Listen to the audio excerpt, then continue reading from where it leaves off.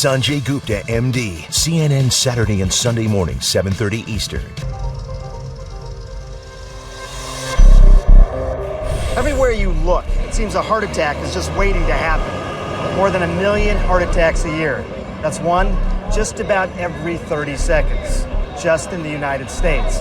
If you haven't had a heart attack yourself, you likely know someone who has. But I've got a secret to share. With what we know right now, we could see the last heart attack in America. I've been investigating this for over a year. I've got lessons to share. Things you need to know. Things your doctor may not tell you.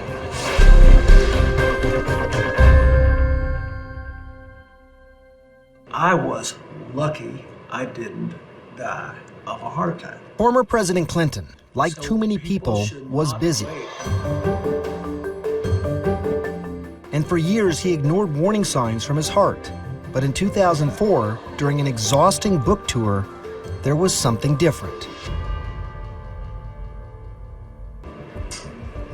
They confirmed the determination that I had serious blockage, and there's no medical treatment for reversing the obstructions that have already formed in his blood vessels. I got Hillary and Chelsea there, and all I remember is it was happening fast, and everybody who cared about me was scared, and I felt rather serene. I thought, gosh, we dodged a bullet. I didn't have a heart attack. Starting this morning around 8 o'clock, he had a relatively routine quadruple bypass operation. We left the operating room around noon, and he is recovering normally at this point. So I think right now everything looks straightforward. There was that period when you're just not sure you can come back. That bothered me. We all know plaque is bad. Blocks your blood vessels. Plaque is formed by LDL cholesterol in the blood, the bad cholesterol. Think of it as L for lousy, building up on the walls of your arteries, forming plaque. It can accumulate slowly over time, narrowing the blood vessels, like something building up inside a pipe. This narrowing in the blood vessels leading to your heart can cause chest pain, called angina. It can also cause a heart attack. Ever wonder how seemingly healthy people can have a heart attack? This may surprise you. Most heart attacks happen in people with no symptoms, in people whose arteries are less than 50% blocked. Here's how. Cholesterol can cause unstable bubbles or blisters of plaque to form in your arteries. These can be incredibly dangerous. Most are covered by a cap, but inflammation and stress can cause the cap to thin and rupture, resulting in a clot that blocks the flow of blood to the heart.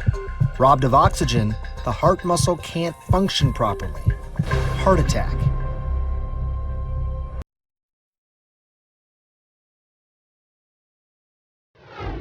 Hello, I'm Dr. Gerald Chodak. Strokes can be extremely dangerous events. If a blood vessel becomes blocked or ruptures, oxygen and nutrients can no longer reach the brain, and within minutes, brain cells begin to die. There are two types of strokes, ischemic and hemorrhagic. Each one is characterized by the way it affects the blood vessels in the brain. Ischemic strokes are caused when blood vessels become obstructed, choking off the brain's oxygen supply. Ischemic strokes account for more than 80% of all strokes. There are two kinds of ischemic strokes, both of which are triggered by blood clots or other blockages inside an artery. The first is called a cerebral thrombosis. A cerebral thrombosis occurs when a blood clot known as a thrombus develops in a cerebral artery located in the brain.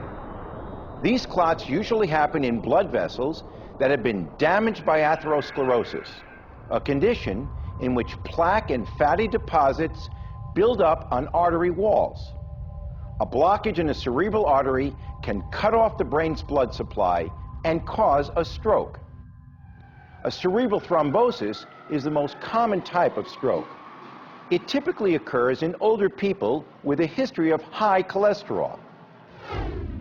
The second kind of ischemic stroke is called an embolic stroke. Embolic strokes are caused by an embolus, or a blood clot that develops in one part of the body, but then breaks off, travels through the bloodstream, and becomes lodged in a smaller artery in the brain.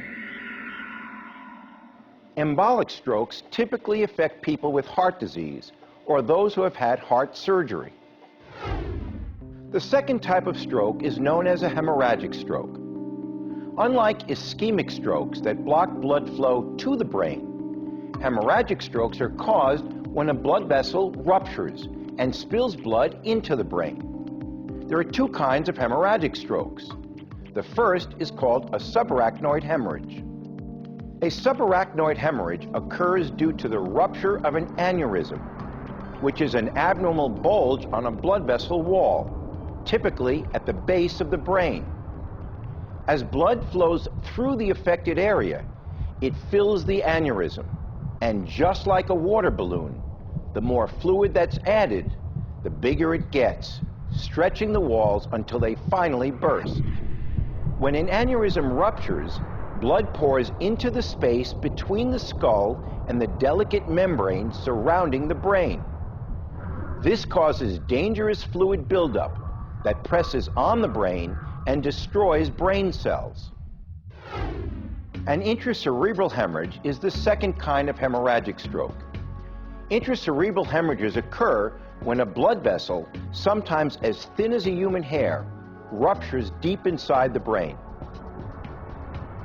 When this happens, blood spills into the brain and clots. This blood clot may be as small as a thumbnail or as large as an orange, and it creates dangerous pressure on the brain.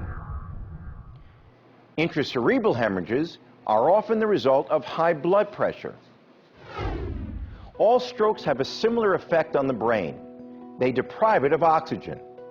When this happens, brain cells become damaged or die, and parts of the body can no longer function properly. Depending on the area of the brain affected, strokes can impact the body in many ways. They may impair movement and sensation, or cause difficulty in thinking and reasoning. The most serious strokes are those that occur in the brainstem. Because this part of the brain controls involuntary life support functions like breathing and heartbeat, these can be fatal.